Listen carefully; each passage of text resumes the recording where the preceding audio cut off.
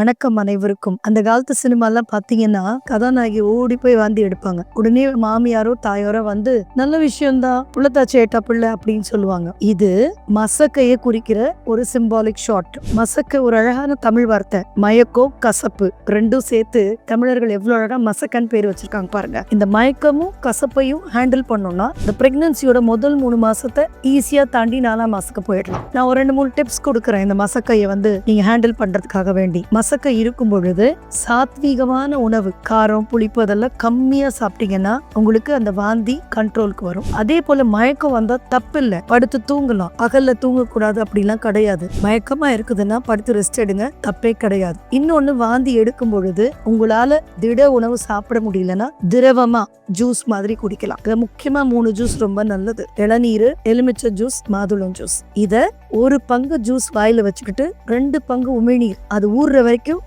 அப்படியே பொறுமையா முழுங்குனீங்கன்னா 1 டம்ளர் ஒரு 10 நிமிஷம் குடிக்கிற மாதிரி இருக்கும். அப்ப இந்த மசக்கை அழகா கண்ட்ரோல் ஆகும். அதே போல மசக்கைக்கு மருந்து தேவையா அப்படின்னா பாதி நேரம் இல்ல, உணவு மூலியமே நீங்க சரி பண்ணிக்கலாம். ஒரு சிலருக்கு மட்டும் ரொம்ப அதிகமா இருக்கும், அவங்க மட்டும் மருத்துவர்கிட்ட போய் மசக்கைக்கு உண்டான மாத்திரையை சாப்பிடலாம். சோ மசக்கை வந்து ஒரு பிரச்சனை இல்லை, அதை அழகா ஹேண்டில் பண்ணிக்கோங்க. இன்னும் வர வீடியோஸ்ல இந்த மசக்கைக்கு உண்டான டிப்ஸை நான் நிறைய தரேன்.